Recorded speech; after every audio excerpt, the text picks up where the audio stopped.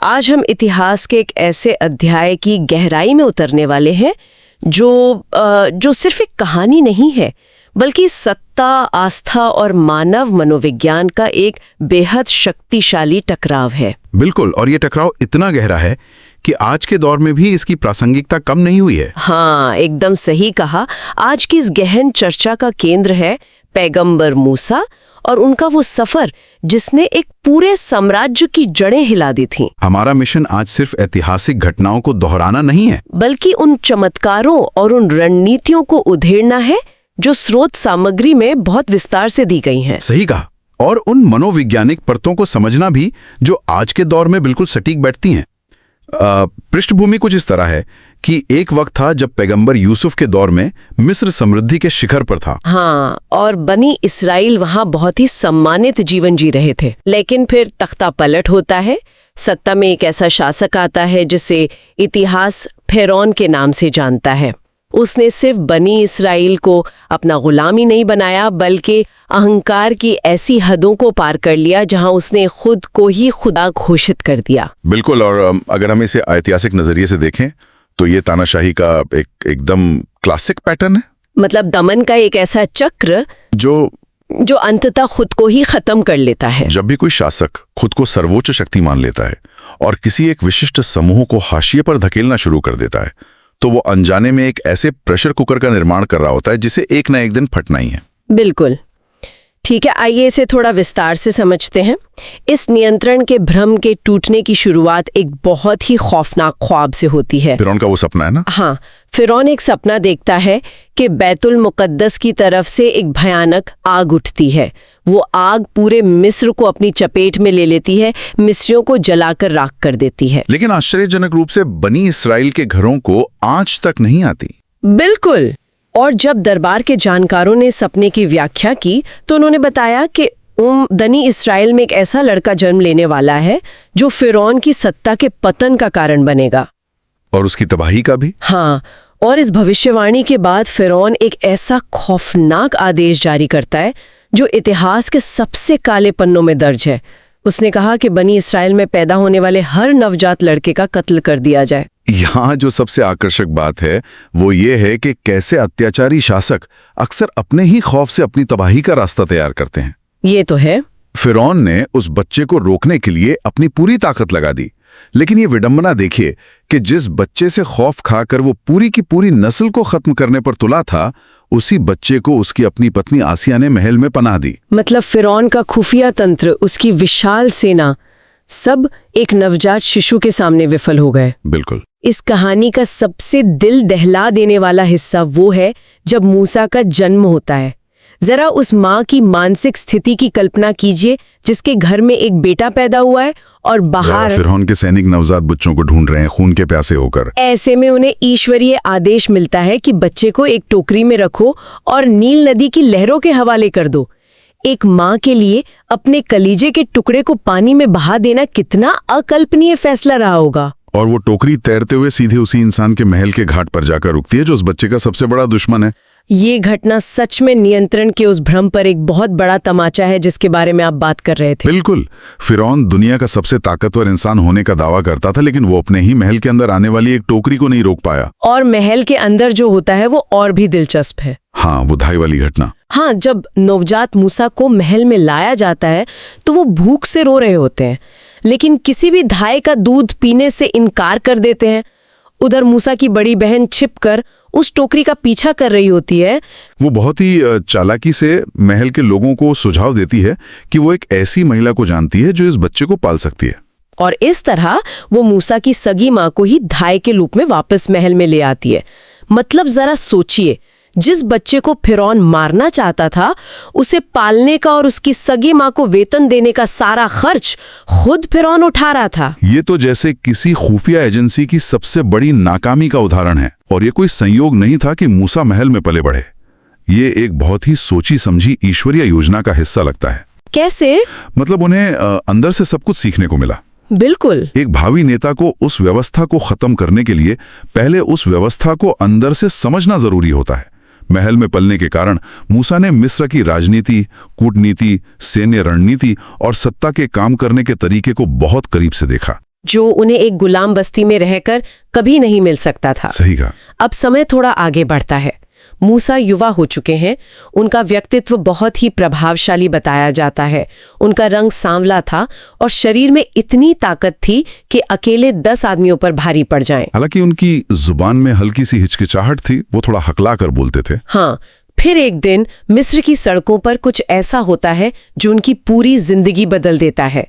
वो देखते हैं कि एक मिस्री आदमी बनी इजराइल के एक कमजोर व्यक्ति को बेरहमी से पीट रहा है और मूसा बीच बचाव करने जाते हैं और उस मिस्री को महज एक मुक्का मारते हैं।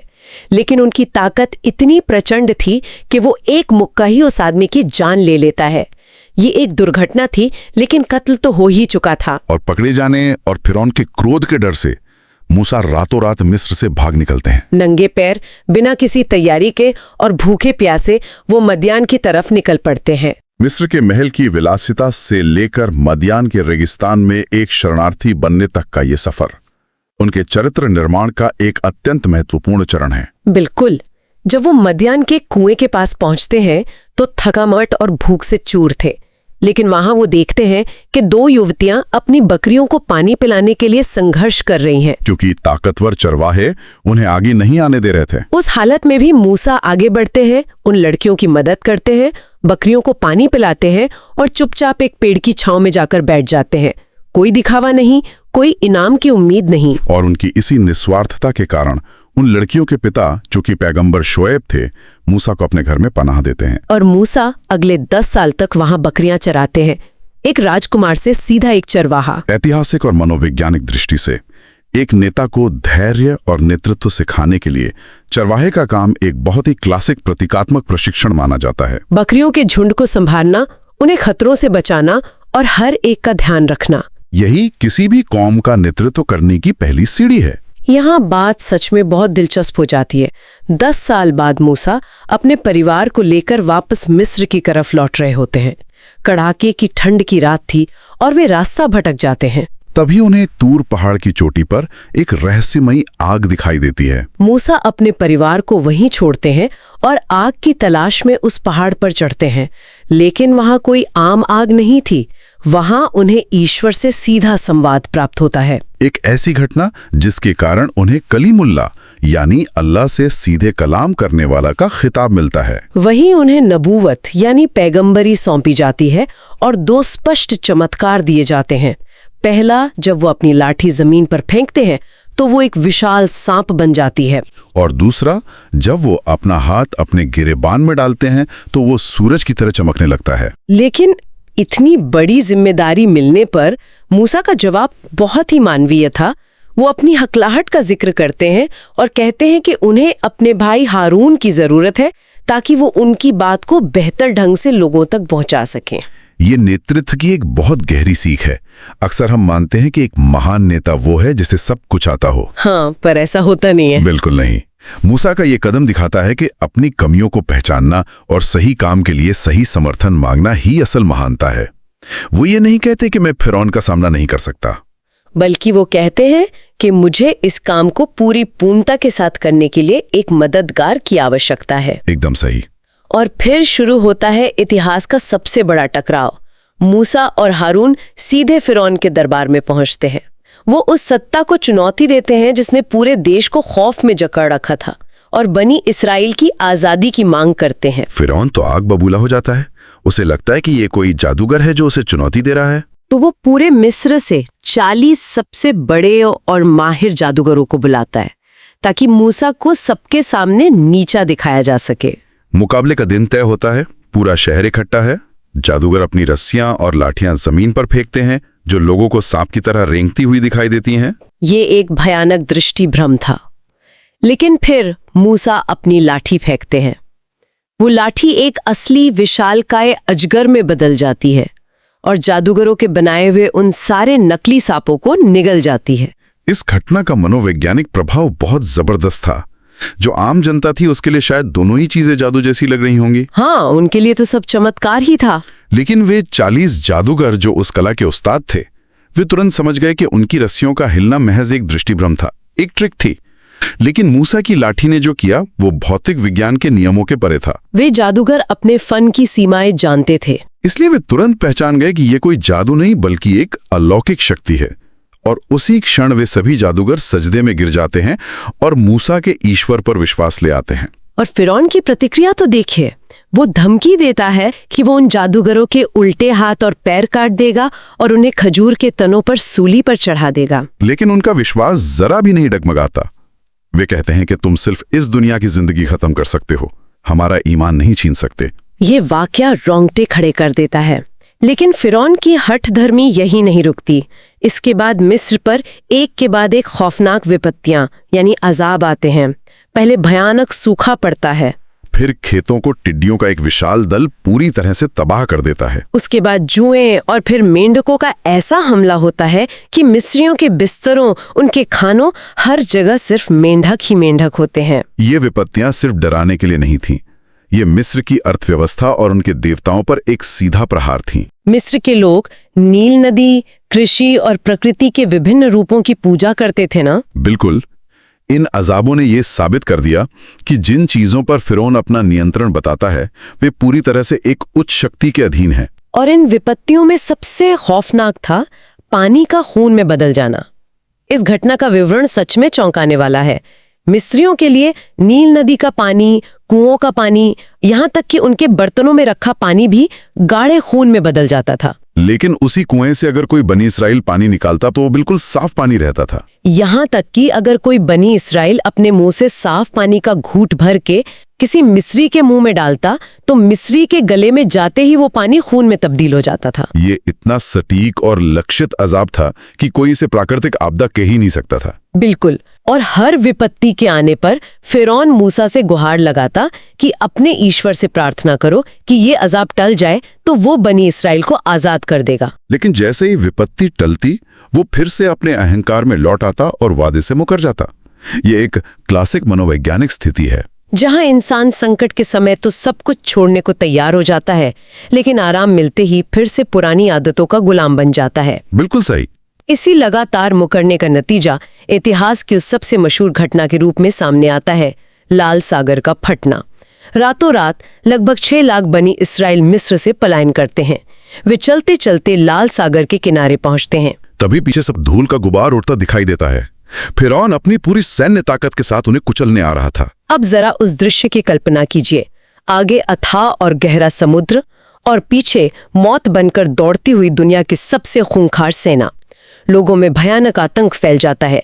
वे मूसा को ताने मारने लगते हैं कि क्या मिस्र में कब्रें कम पड़ गई थीं जो तुम हमें यहाँ मरने के लिए ले आए। उस भयानक तनाव और मौत के साए में एक आम इंसान टूट जाता, लेकिन मूसा का नेतृत्व और उनका अटूट विश्वास उस क्षण अपने चरम पर था। वो पूरी दृढ़ता के साथ कहते हैं, मेरा रब मेरे साथ है, वो यकीनन मुझे रास्ता दिखाएगा। ये कोई खोखला आशावाद नहीं था। नहीं, ये एक ऐसा गहरा विश्वास था जो तर्क और भौतिक हकीकत की सीमाओं को पार कर चुका था। और फिर ईश्वर का आदेश आता है कि अपनी लाठी समुंदर पर मारो।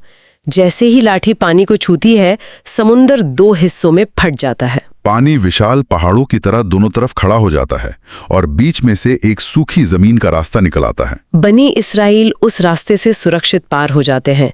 जब फिरौन अपनी सेना के साथ उस रास्ते पर पहुंचता है तो उसका अहंकार उसे उस खौफनाक रास्ते पर भी आगे बढ़ने के लिए अंधा कर देता है। वो अपनी सेना के साथ समुद्र के बीचों बीच उतर जाता है और फिर पानी वापस अपनी जगह पर आ गिरता है। उस आखिरी पल का विवरण बहुत ही गहरा है। हाँ, जब फिरौन डूबने लगता है और मौत को बिल्कुल सामने देखता है तब वो चिल्लाता है कि वो ईमान लाता है, लेकिन वो तौबा, वो पश्चाताप खारिज कर दिया जाता है क्योंकि वो विश्वास नहीं था, वो सिर्फ मौत का खौफ था। बताया जाता है कि जिब्रील फरिश्ते ने पानी के अंदर की मिट्टी लेकर उसके मुंह में भर दी थी ताकि वो कोई और रहम की भीख न मांग सके। अगर हम इसे व्यापक संदर्भ से जोड़कर देखें तो ईश्वर का एक फैसला आज भी हमारे सामने मौजूद है। बिल्कुल। ये घोषणा की गई थी कि फिरौन के शरीर को आने वाली पीढ़ियों के लिए एक निशानी के तौर पर सुरक्षित रखा जाएगा। और आज हजारों साल बाद मिस्र के नेशनल म्यूजियम में उसका मम्मीकृत शरीर रखा हुआ है। जो इंसान खुद को खुदा कहता था, आज वो एक शीशे के बक्से में बंद है जिसे लोग टिकट खरीद कर देखने जाते हैं। ये सत्ता की नश्वरता का सबसे बड़ा प्रमाण है। अब कोई भी सोचेगा कि समुद्र को फटने और फिरौन को डूबते हुए देखने के बाद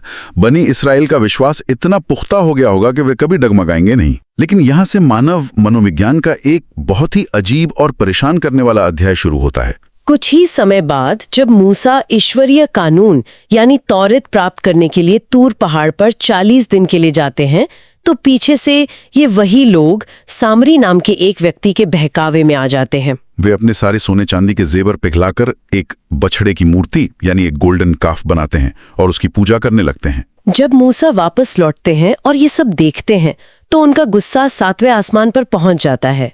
वो इतनी जोर से ईश्वरीय तख्तियां जमीन पर पटकते हैं कि वे टूट जाती हैं। ये हिस्सा हमें बहुत ही गहरी बात सोचने पर मजबूर करता है। वे लोग भौतिक रूप से तो मिस्र से आजाद हो गए थे, लेकिन मानसिक रूप से वो अभी भी मिस्र की उस मूर्ति पूजा और गुलामी की जंजीरों में जकड़े हुए थे। शारीरिक बेड़ियां काटना फिर भी आसान है, लेकिन पीढ़ियों से चली आ रही मानसिक गुलामी को मिटाना बहुत मुश्किल होता है।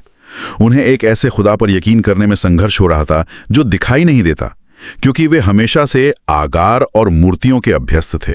और उनकी इसी मानसिकता का परिणाम था कि जब उन्हें फिलिस्तीन के लिए संघर्ष करने को कहा गया तो उन्होंने साफ मना कर दिया। उन्होंने कहा कि तुम और तुम्हारा खुदा जाकर लड़ो, हम तो यहीं बैठे हैं। इस घोर नाफरमानी की सजा के तौर पर उन्हें 40 साल तक रेगिस्तान में भटकने के लिए छोड़ दिया गया। लेकिन इस भटकाव के दौरान भी ईश्वरीय कृपा कम नहीं हुई। चिलचिलाती धूप में उनके ऊपर बादलों का साया रहता था। पानी के लिए मूसा के पत्थर पर लाठी मारने से 12 कबीलों के लिए 12 अलग अलग पानी के चश्मे फूट पड़े। और खाने के लिए आसमान से मन और सलवा उतरता था, जो बिना किसी मेहनत के मिलने वाला सबसे शुद्ध प्रोटीन और कार्बोहाइड्रेट का स्रोत था। लेकिन इंसान की फितरत देखिए, कुछ समय बाद वे ऊब गए। वे मूसा से कहने लगे कि हमें ये स्वर्ग का खाना रोज रोज नहीं खाना, हमें जमीन में उगने वाला लहसुन, प्याज, ककड़ी और दाल चाहिए। ये तो बिल्कुल ऐसा है जैसे किसी 5 स्टार होटल के बुफे में मुफ्त में खाने को मिल रहा हो और इंसान वहां शिकायत करे कि मुझे तो घर की दाल चावल ही खानी है। इंसान की असंतोषी प्रकृति का ये एक बहुत ही सटीक और हास्यास्पद उदाहरण है। जो चीज बिना मेहनत के और आसानी से मिल जाती है, उसकी कद्र खत्म हो जाती है। वे उस साधारण जीवन की तरफ वापस जाना चाहते थे जिसकी उन्हें आदत थी, भले ही उसमें उन्हें कड़ी मेहनत करनी पड़े। इसी दौरान एक और घटना होती है जो उनके स्वभाव के बारे में बहुत कुछ बताती है।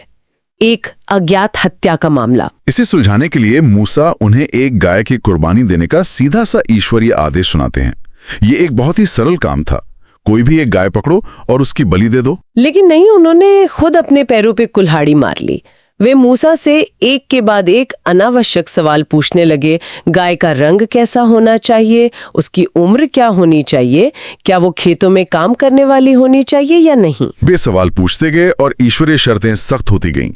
अंततः उन्हें एक ऐसी विशिष्ट सुनहरे रंग की गाय ढूंढनी पड़ी जो पूरे इलाके में सिर्फ एक गरीब अनाथ लड़के के पास थी। और उस लड़के ने उस गाय के बदले में उसके पूरे वजन के बराबर सोना मांगा, जो उन्हें देना पड़ा। उन्होंने एक आसान काम को अपनी बाल की खाल निकालने वाली फितरत से लगभग असंभव और बेहद महंगा बना दिया था। बिल्कुल, ये आज की दुनिया में भी कितना प्रासंगिक है। हम अक्सर अनावश्यक शंकाओं, अति विश्लेषण और बेकार के नियमों के जाल में उलझकर जीवन के सबसे सरल और मूल उद्देश्यों को जटिल बना लेते हैं। आगे बढ़ते हैं। इस पूरी दास्तान में एक बहुत ही रहस्यमयी अध्याय आता है, अदृश्य ज्ञान या हिकमत का सफर।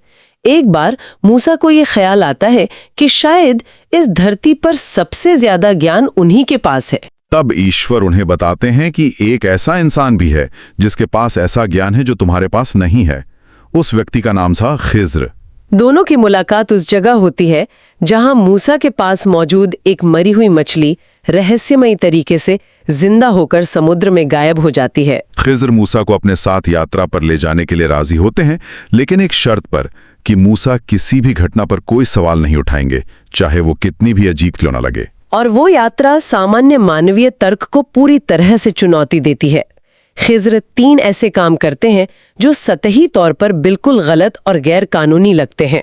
पहला, वे उन गरीब मछुआरों की नाव में गुपचुप तरीके से छेद कर देते हैं जिन्होंने उन्हें नदी पार कराई थी। दूसरा, वे रास्ते में खेल रहे एक जवान लड़के की जान ले लेते हैं। और तीसरा, एक गांव में जहां के लोगों ने उन्हें पानी तक नहीं पूछा और बेहद रूखा व्यवहार किया, वहां खिज्र बिना कोई मजदूरी लिए उनकी एक पुरानी गिरती हुई दीवार की मरम्मत कर देते हैं। मूसा, जो हमेशा से अन्याय के खिलाफ खड़े होने वाले इंसान थे, इन घटनाओं पर अपना संयम खो बैठते हैं और सवाल कर लेते हैं।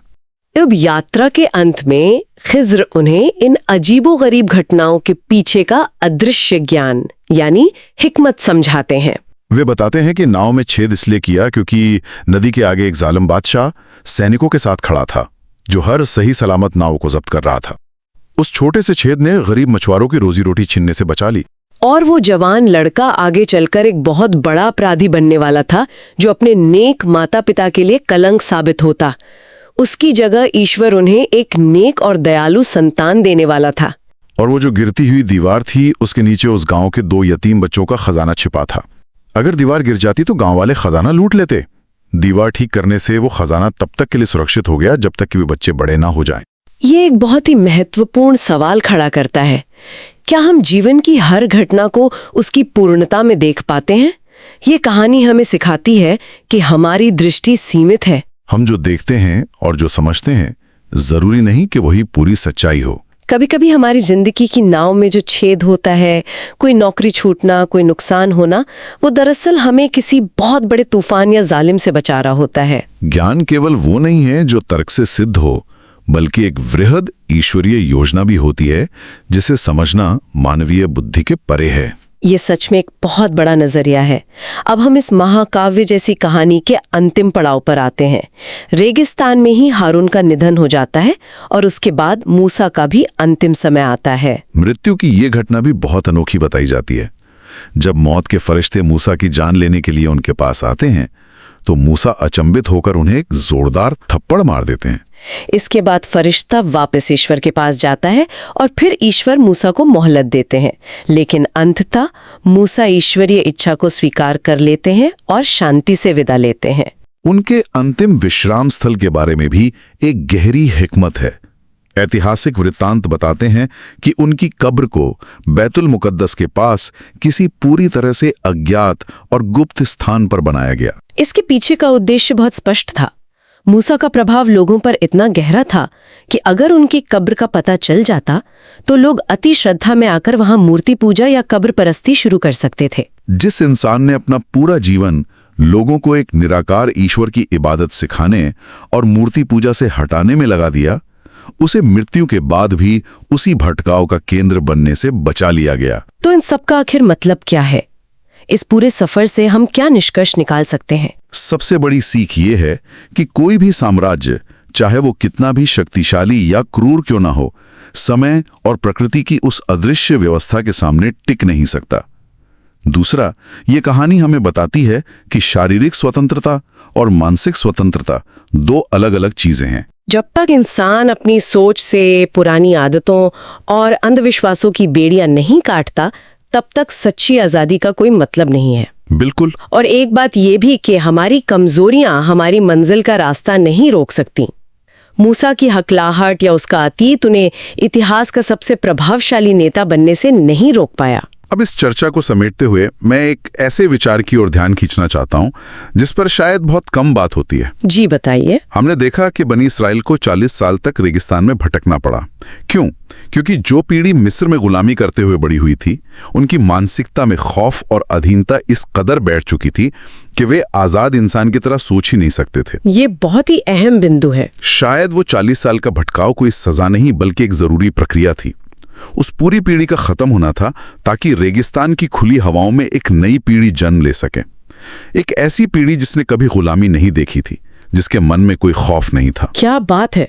जो लोग हमें सुन रहे हैं, मैं उनके लिए ये सवाल छोड़ना चाहूंगी कि क्या ये मुमकिन है कि किसी भी समाज में जब बहुत बड़े और गहरे बदलाव की जरूरत होती है, तो वो उन लोगों के साथ कभी नहीं हो सकता जिन्होंने उस पुरानी सड़ी गली व्यवस्था को जिया है।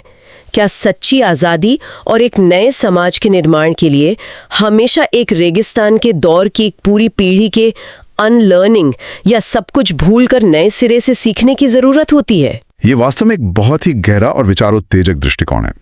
यह हमें ये सोचने पर विवश करता है कि आज के आधुनिक दुनिया में इतने बड़े चमत्कार या वैज्ञानिक सबूत होने के बाद भी क्या हम अपनी पुरानी मानसिकताओं के रेगिस्तान में भटक रहे हैं? क्या हम रोजमर्रा की नेमतों को भूलकर सिर्फ शिकायतें नहीं करते रहते? शायद असली अंधापन आंखों का नहीं, सोच का है। इस कहानी के इन गहरे पहलुओं और ऐतिहासिक परतों पर चर्चा करके वाकई एक नया नजरिया मिला है।